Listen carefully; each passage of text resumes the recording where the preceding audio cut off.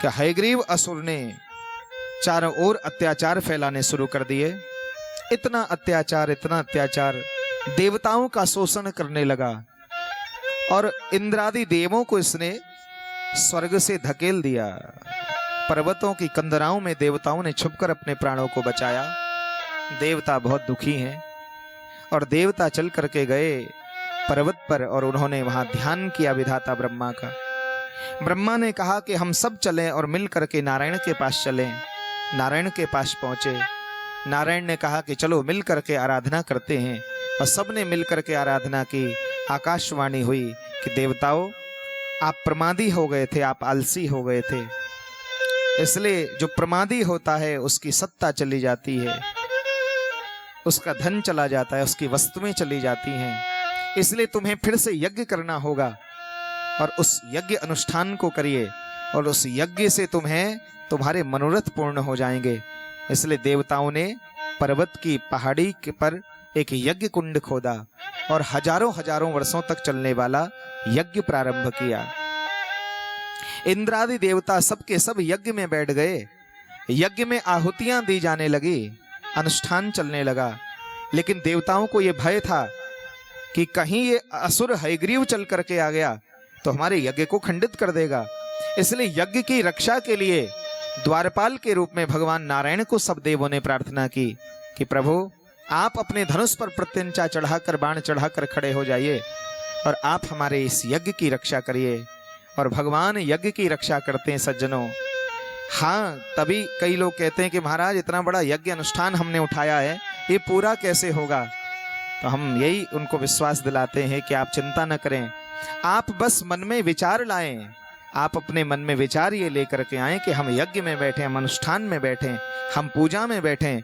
उसको पूर्ण करने का जो सारा का सारा जिम्मेदारी है, सारी की सारी, वो तो भगवान श्री हरि नारायण की है। यज्ञ पुरुष भगवान की वो जिम्मेदारी है। इसलिए भगवान नारायण आपके यज्ञ की रक्षा करते हैं। इसलिए आप अनुष्ठान में तो बैठिए, आप यज्ञ में तो बैठिए। इसलिए जब देवता यज्ञ में बैठे तो भगवान नारायण यज्ञ की रक्षा के लिए खड़े हो गए और हजारों वर्षों तक नारायण खड़े रहे। और खड़े रहने के बाद भगवान नारायण को बहुत थकान हो गई कि कई हजारों वर्षों से भगवान नारायण खड़े थे। तो खड़े खड़े भगवान नारायण ने सोचा कि थोड़ी देर धनुष की ओट से, धनुष की आड़ से थोड़ा सहारा ले लेते हैं। इसलिए भगवान नारायण के धनुष पर बाण चढ़ा हुआ था और धनुष का एक छोर जमीन पर लगा हुआ था और दूसरे छोर से भगवान ने अपनी चिपुक पर, ठोंटी पर भगवान ने दूसरा छोर रख लिया और भगवान ने कहा थोड़ा आराम कर ले। और ऐसे प्रभु आराम करने लगे खड़े खड़े। तो इतने में भगवान को नींद आ गई नारायण को। और जब भगवान नारायण को नींद आ गई तो वो हाथ से धनुष की प्रत्यंचा छूट गई और भगवान नारायण धनुष के ऊपर ठोंटी चिबुक रख करके सो गए खड़े खड़े। और धनुष वो घूम गया अंदर की ओर। ऐसे घूमा तो जो बाण था भगवान की गर्दन की ओर उसका इशारा हो गया। जिस बाण का इशारा, जिस तीर का इशारा बाहर को था वो घूम गया, आप समझ पा रहे हैं, और वो भगवान की गर्दन की ओर इशारा हो गया। इतने में हजारों वर्ष जब व्यतीत हो गए तो वहां देवताओं का यज्ञ पूरा हो गया। और देवताओं ने कहा कि अब यज्ञ की पूर्णाहुति का समय है, तो नारायण के बिना पूर्णाहुति कैसे होगी, इसलिए अब भगवान नारायण को बुलाइए। तो सारे देवता भगवान नारायण को बुलाने पहुंचे तो भगवान नारायण तो वहां सो रहे थे।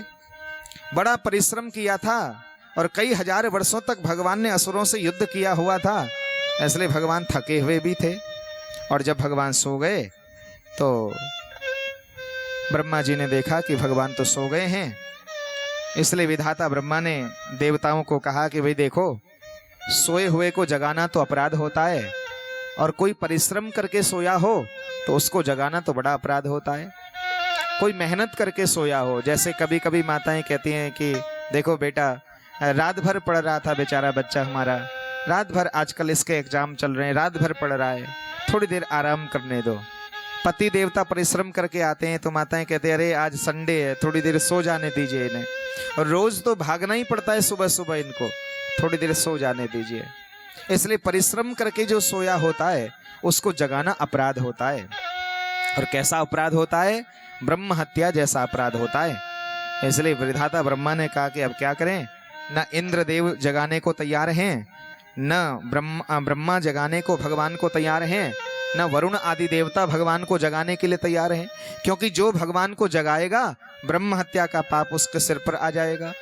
इसीलिए भगवान को जगाने के लिए कोई तैयार नहीं था। तो विधाता ब्रह्मा ने एक नई सृष्टि का सृजन किया कि उत्पादिता तदा वम्री ब्रह्मणा परमेष्ठिता तदा भक्षितुम तत्र धनुषोग्रधरा स्थितम। विधाता ब्रह्मा ने एक वम्री नाम के कीड़े को जन्म दिया। वम्री नाम का एक कीड़ा था जिसको वाल्मीकि भी बोल देते हैं और जिसको हिंदी में दीमक बोल देते हैं, जो लकड़ी को कुतरने का काम करता है। ऐसा वो दीमक कीड़ा, उस वम्री नाम के कीड़े को ब्रह्मा ने कहा आज्ञा दे, और ब्रह्मा जी ने कहा कि जाइए। तमुवाच तदा वम्री देवदेवस्य मापते, हे वम्री आप जाइए और भगवान नारायण के धनुष को कुतर दीजिए, नीचे से इस लकड़ी को काट दीजिए धनुष की, और जो धनुष की लकड़ी कट जाएगी, कमजोर हो जाएगी तो धनुष टूट जाएगा, और धनुष टूट जाएगा तो भगवान जाग जाएंगे। लेकिन वो वम्री नाम का कीड़ा भी बड़ा चतुर था। उसने कहा बहुत अच्छी बात कही ब्रह्मा जी आपने कि आप तो ब्रह्म हत्या के दोष से बच जाओगे और मेरे सर के ऊपर ब्रह्म हत्या का दोष लग जाएगा। चलो ये काम मैं करने को तैयार हूं, लेकिन ये तो बताइए कि किम फलम भक्षणादेव येन पापम करोम्यहम, मुझे इस पाप का फल क्या मिलेगा ये बताओ। मैं ये काम तो कर दूंगा आपका, लेकिन मुझे फल क्या मिलेगा इसका? क्योंकि हर कोई व्यक्ति किसी भी काम को करने से पहले उसका लाभ चाहता है। तो उस कीड़े ने कहा इसका लाभ क्या मिलेगा मुझे? तो ब्रह्मा जी ने कह दिया कि तब भागम करिष्यामि मख मध्ये यथा शृणु, तेरा भाग हम यज्ञ में कर देंगे। इसलिए जब यज्ञ होगा तो उसमें यज्ञ से बाहर जो चरु पड़ जाएगी, यज्ञ कुंड से बाहर जो सामग्री पड़ जाएगी, उसमें हे वाल्मीकि, हे दीमक, वम्री, उसमें तेरा भाग हो जाएगा। इसलिए जब आप यज्ञ करते हैं सज्जनों माताओं, तो उस समय पर आप यज्ञ कुंड में जब आहुति डालें तो उसके बाहर जो चीजें गिर जाएं उसमें इन कीटों का भाग होता है। इसलिए यज्ञ कुंड से बाहर पड़ी हुई सामग्री को उठा के कभी भी पुनः यज्ञ कुंड में न डालें, क्योंकि मंत्र के माध्यम से जो पड़ गया, स्वाहाकार के उच्चारण के साथ जो पड़ता है यज्ञ कुंड में, वही भगवान को प्राप्त होता है। कि फिर बाकी तो फिर आपने इच्छा से अपने मन से कुछ भी उसमें डालते रहें, वो प्रभु स्वीकार नहीं करते। यज्ञ कुंड में मंत्र के और स्वाहाकार के माध्यम से जो पड़ता है वही तो देवताओं तक पहुंचता है। इसलिए यहां निवेदन किया गया। इसने कहा कि ये तो बहुत बढ़िया बात होगी, और तत्काल ये कीड़ा तैयार हो गया। सारे देवता भी खुश हो गए और इस कीड़े ने कुतरना शुरू कर दिया। और जब इसने धनुष को कुतरना शुरू किया तो क्षण भर में, थोड़ी सी देर में ही इसने धनुष को काट डाला, धनुष को बहुत कमजोर कर दिया। और जैसे ही धनुष टूटा तो सबने सोचा कि अब नारायण देव जग जाएंगे। लेकिन जैसे ही धनुष टूटा तो बड़ी जोर से आवाज हुई, और धनुष जब टूटा भारी आवाज और भारी गर्जना हुई, और धनुष के टूटते ही बड़ी जोर की आवाज होने लगी। आकाश मंडल में बादल गरजने लगे, और धनुष जब टूटा सज्जनों तो उसमें धूल इकट्ठी हो गई, आकाश में धूल व्याप्त हो गई, और धनुष पे बाण चढ़ा हुआ था लेकिन उसका ध्यान किसी को न रहा। जैसे ही वो बाण निकला और धनुष के टूटते ही बड़ी जोर से उसकी प्रत्यंचा के द्वारा वो बाण निकला, और उस बाण ने भगवान नारायण के सिर का छेदन कर दिया, और भगवान नारायण का सिर उखड़ गया, शीश उखड़ गया। भगवान नारायण का उखड़ता हुआ शीश लवण सागर में जाकर के गिर गया, किसी समुद्र में जाके भगवान का सिर गिर गया, और भगवान नारायण का धड़ बड़ी जोर से धरती पर गिर पड़ा। थोड़ी देर के बाद धूल शांत हो गई, और देवताओं ने ढूंढा नारायण को बाहर कि भगवान नारायण कहाँ चले गए, भगवान नारायण कहाँ चले गए। तब तक सबने देखा कि भगवान नारायण का तो धड़ जमीन पर पड़ा हुआ है, और धड़ में से रक्त की धार बह रही है। और जैसे ही देवताओं ने ये दृश्य देखा, देवताओं की आंखें आंसुओं से भर गई, देवताओं की आंखों में अश्रु आ गए सज्जनों।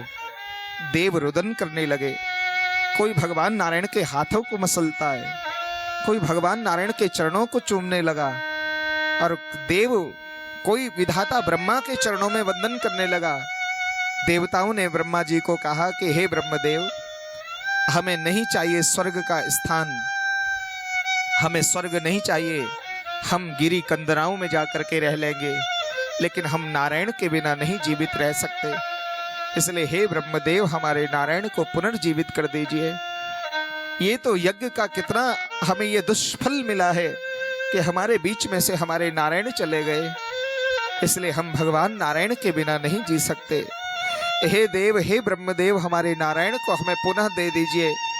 इंद्र ने अपना उत्तरी उतार कर भगवान ब्रह्मा के सामने फैलाया और कहा कि हे प्रभु, हे ब्रह्मदेव, मैं आपसे भीख मांगता हूँ, मुझे स्वर्ग का सिंहासन नहीं चाहिए, मुझे भगवान नारायण की सेवा चाहिए।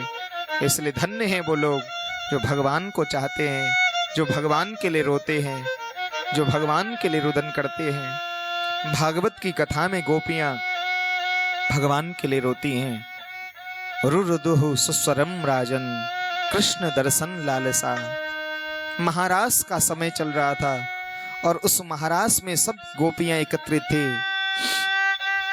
नलिनी, कमलिनी, गुणमंजरी, रूपमंजरी, ललिता, विशाखा, राधा, सबकी सब गोपियां वहां रास मंडल में थी। और तभी उस रास में उन गोपियों को अभिमान सा आने लगा था। एक गोपियों के अंदर एक भाव आया कि देखो, इतने बड़े बड़े देवता यहाँ आते हैं और इतने बड़े बड़े देवता स्वयं भगवान देवादिदेव महादेव इस रास मंडल में गोपी बनकर आए हैं। इसलिए कहीं ना कहीं कोई भाव गोपियों के भीतर जगा। इसलिए एक गोपी ने भगवान को कहा, कन्हैया को, कि कान्हा, यहाँ बैठने की जगह नहीं है और मैं बहुत थक गई हूँ, इसलिए कोई शिला मिल जाए तो कितना बढ़िया होता। कन्हैया ने कहा कि शिला यहाँ कहाँ मिलेगी, लो हम ही घोड़े से बन जाते हैं, हमारे ऊपर बैठ जाओ। तो गोपी भगवान कृष्ण के ही ऊपर बैठ गई और तब जैसे ही वो बैठने का प्रयास करने लगी, वो भगवान वहां से अंतर्ध्यान हो गए, भगवान वहां से अदृश्य हो गए। क्योंकि जब कोई चीज हमें प्रचुर मात्रा में मिल जाती है तो उसकी वैल्यू खत्म हो जाती है। कोई चीज हमें खूब मात्रा में मिल जाए, सोना यदि आलूओं की तरह बिकने लगे तो उसकी क्या वैल्यू रह जाएगी। हर ठेले पर, हर चौराहे पर जैसे आलू बिकता है और ऐसे ही सोना बिकने लगे, सोना, तो उसकी क्या वैल्यू रह जाएगी। इसलिए गोपियों के भीतर भगवान के प्रति वो महत्ता समाप्त हो गई थी। इसलिए भगवान उस रास मंडल से चले गए और जैसे ही भगवान रास से निकले तो वो रास निराश हो गया। इसलिए गोपियों की आंखों में आंसू आ गए। अब गोपियों को अपनी भूल समझ में आ गई और जब गोपियों को अपनी भूल समझ में आई और तब गोपियां वहां रुदन करने लगी और भगवान के लिए गोपियां रोई। सज्जनों, आंखों में गोपांगनाओं के अश्रु थे। धन्य हैं वो आंखें जो भगवान के लिए रुदन करती हैं। इसलिए गोपांगनाएं भगवान के लिए रोती हैं। गोपियों का जो रुदन है वो भगवान के लिए है। इसलिए धन्य हैं वो लोग जो प्रभु परमात्मा के लिए रुदन करते हैं। और गोपियों ने रोते रोते के गीत गाया, बड़ा प्यारा भाव है। आइए दो शब्द उस गीत के हम लोग गुनगुनाएं, क्योंकि गोपियों ने भगवान के लिए रुदन किया है, रोई हैं और इस गोपी गीत से भगवान प्रकट हो गए थे उनके सामने। आज देवताओं की भी यही स्थिति थी, देवता रुदन करने लगे, गोपियों ने गीत गाया है। जयति तेधिकं जन्मना व्रज श्रयत इंदिरा शश्वदत्र हि। जयति तेधिकं जन्मना व्रज श्रयत इंदिरा शश्वदत्र हि। दयितदृश्यतां दिक्षु तावका त्वयि धृता सवास त्वां विचिन्वते। दयितदृश्यतां दिक्षु तावका त्वयि धृता सवास त्वां विचिन्वते।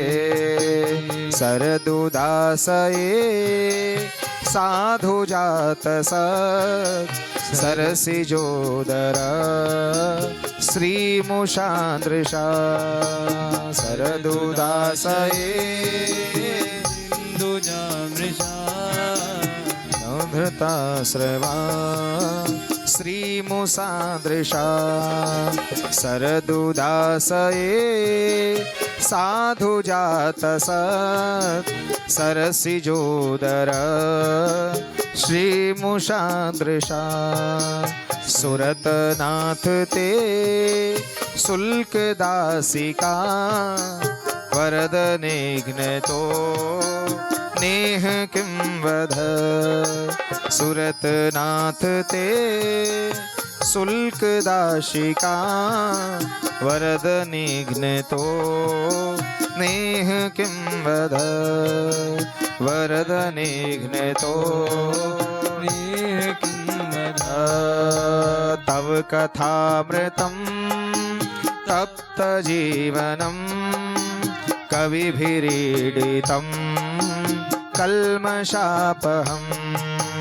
तव कथामृतं तप्तजीवनं कविभिरीडितं कल्मषापहं श्रवणमङ्गलं श्रीमदाततं भुवि गृह्णन्ति ते भूरिदा जना श्रवणमङ्गलं श्रीमदाततं भुवि गृह्णन्ति ते भूरिदा जना भुवि गृह्णन्ति ते भूरिदा जना भुवि गृह्णन्ति ते भूरिदा जना।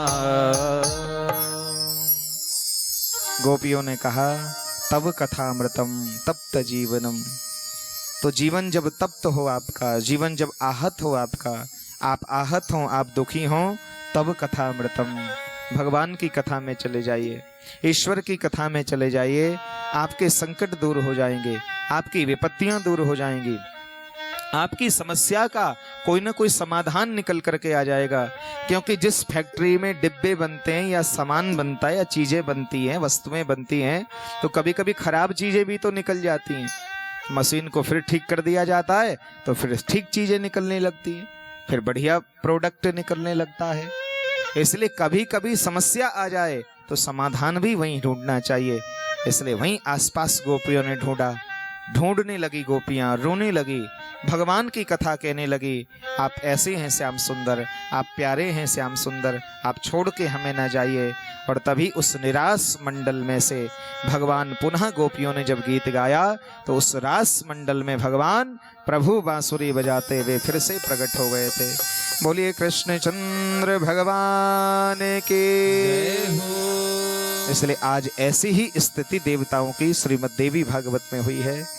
देवताओं की आंखों में आज अश्रु हैं, देवता रो रहे हैं। देवताओं ने कहा है ब्रह्मदेव, हम भगवान के बिना नहीं रह पाएंगे, इसलिए भगवान को आप जीवित कर दीजिए, कुछ ऐसा उपाय करिए ब्रह्मदेव। आज ब्रह्मदेव की आंखों में अश्रु थे, ब्रह्मदेव रोदन करने लगे और विधाता ब्रह्मा ने 4 वेदों का आह्वान किया।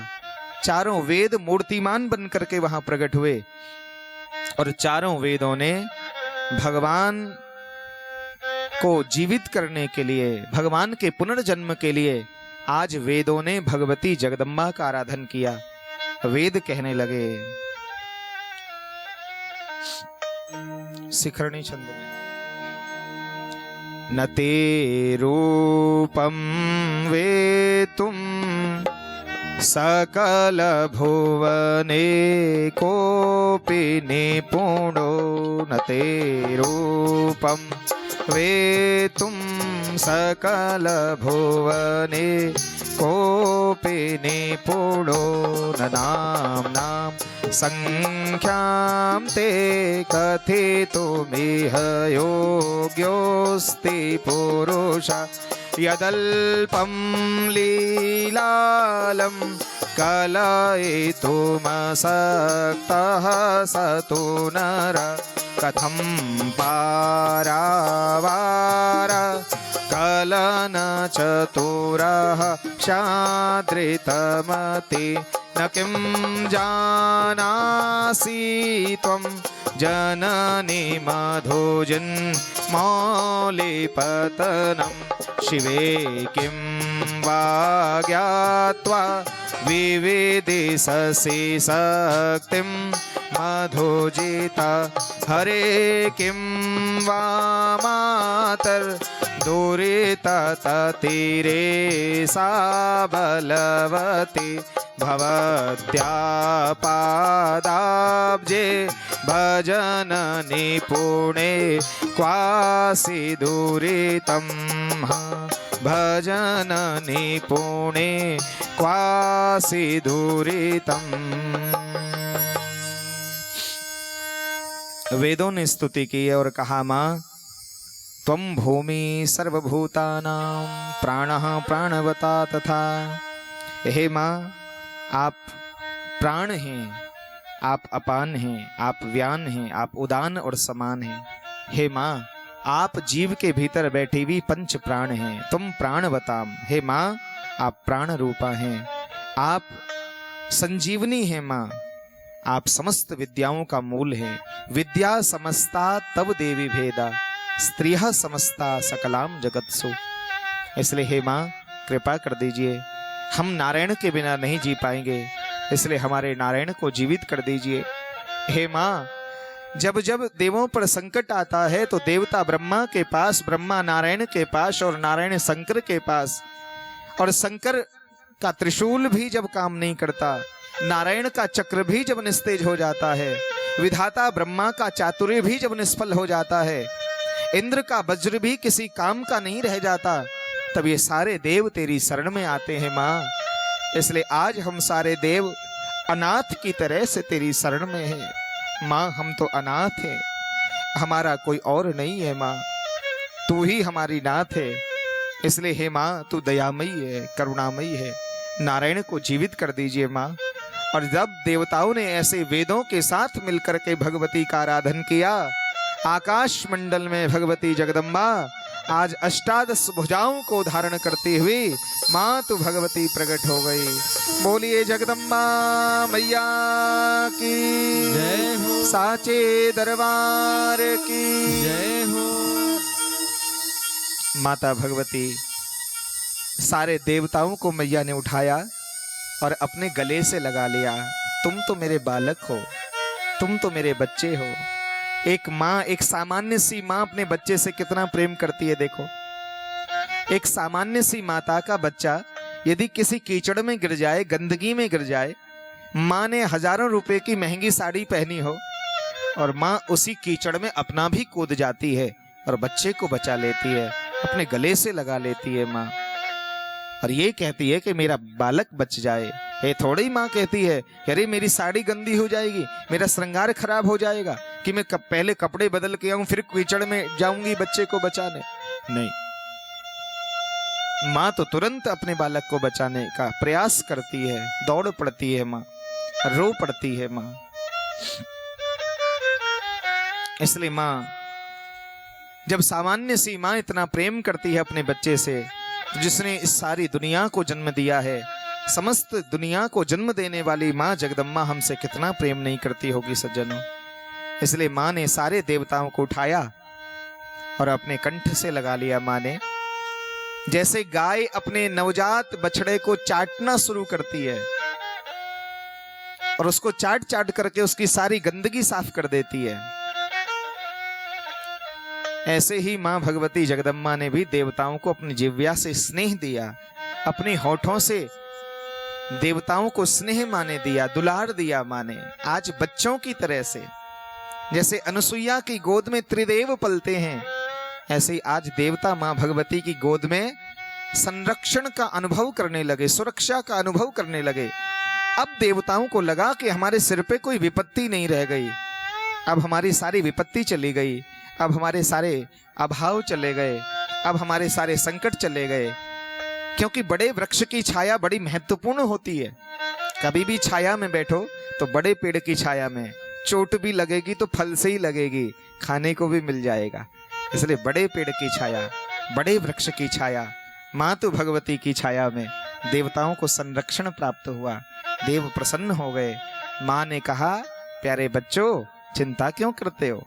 ये संपूर्ण चराचर ब्रह्मांड में जो भी कुछ घटित होता है वो सब मेरे द्वारा होता है। मैं कार्य की नियंता हूं, मेरे द्वारा सब कुछ होता है। हाँ, मुझसे ही सब होता है। मैं ही सब कार्य करने में सक्षम हूं, मैं सब कुछ करने में संभव हूं। अजाहम न जाहम अधश्चोर्ध्वम त्रियक चाहम अहम रुद्रेभिस वसुभिश्चरामि। मैं रुद्रों की माँ हूं। अहम रुद्रेभिर वसुभिश्चरामि। मेरे मुझसे रुद्र प्रकट होते हैं, मुझसे ही 12 आदित्य पैदा होते हैं, मुझसे ही वसु पैदा होते हैं। मेरे भीतर से ही शंकर और ब्रह्मा और विष्णु प्रकट होते हैं। मेरे भीतर हजारों हजारों। तब देवताओं को माँ ने अपने स्वरूप का दर्शन कराया और कहा माँ ने कि जरा मेरे नख की ओर तो निहारो। और जब देवताओं ने माँ के नख बिंदु पे निहारा, माँ के नख को देखा, माँ भगवती के वाम पाद के कनिष्ठिका उंगली के नख को भगवान देवताओं ने देखा, तो उस कनिष्ठिका उंगली के नाखून में माँ भगवती के करोड़ों करोड़ों ब्रह्मा दिखाई दे रहे हैं, करोड़ों करोड़ों विष्णु दिखाई दे रहे हैं, करोड़ों करोड़ों इंद्र बैठे हैं वहां। माँ ने कहा, तुम व्यर्थ में रोते हो, विष्णु को कुछ हुआ थोड़ा ही है, ये तो मेरी लीला है, ये मेरी माया से सब कुछ घटित हुआ है। कहा, माँ, हमारे नारायण का शीश और धड़ अलग क्यों हो गया? हमारे नारायण मृतप्राय हो गए। माँ ने कहा, ये मेरी लीला से हुआ है, क्योंकि इस धरती पर एक असुर पैदा हुआ है जिसका नाम है हयग्रीव, और उसको मैंने पूर्व में वरदान दिया हुआ है कि तेरी मृत्यु हयग्रीव के द्वारा ही होगी। और तुमने यज्ञ किया, भजन किया, तो अब हयग्रीव का जन्म होगा। इसलिए तुम्हारे यज्ञ का फल है कि नारायण को अब हयग्रीव अवतार में प्राप्त होगा। इसलिए भगवती जगदम्बा ने कहा कि अगर आज नारायण का हयग्रीव अवतार नहीं होगा तो नारायण के 24 अवतारों में फिर जो 22वां अवतार है हयग्रीव, वो सफल कैसे होगा, वो नाम भगवान का। इसलिए भगवती जगदम्बा ने विश्वकर्मा त्वष्टा को बुलाया और कहा कि जाइए किसी घोड़े का शीश लेकर आइए और मेरा नाम लेते हुए, मेरे मंत्र का उच्चारण करते हुए नारायण के धड़ के ऊपर घोड़े का शीश जोड़ दीजिए। और तब विश्वकर्मा त्वष्टा गए और घोड़े का शीश लेकर के आए और भगवान नारायण के धड़ पे जोड़ दिया गया।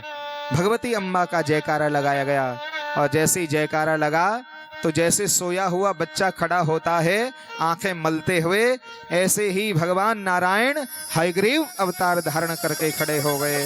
बोलिए हयग्रीव भगवान की, बोलिए जगदम्बा मैया की जय हो, सांचे दरबार की जय हो। और तब भगवान नारायण का हयग्रीव अवतार, गले से ऊपर का भाग घोड़े का और गले से नीचे का भाग नारायण, 4 भुजाएं, शंख चक्र गदा पद्म और सुंदर सी मालिका, मालाएं, कौस्तुभ मणि और हयग्रीव रूप में भगवान बड़े सुंदर लग रहे थे। माँ ने एक सुंदर सा सोने का मुकुट भगवान के मस्तक पर रख दिया गया। देवताओं ने हयग्रीव भगवान की पूजा की है और हयग्रीव भगवान के मुख से हमेशा ह्रीम शब्द का उच्चारण होता है। आप देखना कभी भी घोड़ा और अश्व जो होता है, जब वो बोलता है, आवाज लगाता है, वो कुछ कहता है, तो उसके मुंह से ह्रीम शब्द का उच्चारण होता है। इसलिए उसके बोलने को हिन हिनाना बोलते हैं, ऐसे कहते हैं। गाय के बोलने को रम्हाना कहते हैं, हाँ, और घोड़े को, अश्व के बोलने को हिन हिनाना। इसलिए ह्रीम बीज का उच्चारण उसके मुख से हुआ है। ह्रील लेखा ह्रींमयीं देवी यस्य ग्रीवे कंठे यस्य सह हयग्रीवः। उसका नाम हयग्रीव है जिसके कंठ से हमेशा ह्रीम शब्द का उच्चारण होता है। तो भगवान नारायण हयग्रीव भगवान, ह्रीम शब्द के उच्चारण भगवान हयग्रीव भगवान ने किया। और तब भगवान हयग्रीव ने असुर हयग्रीव को युद्ध के लिए ललकारा और असुर हयग्रीव का और भगवान हयग्रीव का भारी युद्ध हुआ। और दोनों का युद्ध हुआ तब भगवान ने अपने गदा के प्रहार से हयग्रीव असुर की गर्दन को तोड़ दिया और उसी समय वो औदे मुख धरती पर गिर पड़ा, उसका शीश उखड़ करके गिर गया और हयग्रीव असुर की मृत्यु हो गई। और मृत्यु को प्राप्त हुआ हयग्रीव भगवती के धाम को चला गया और धरती पर पुनः धर्म की स्थापना हो गई। इसलिए माता भगवती की कृपा से नारायण के प्राण बच गए। मृत नारायण को भगवान की कृपा से उनके प्राणों को पुनः प्राप्ति भगवान नारायण को हुई है। तो ऐसी यह कथा है।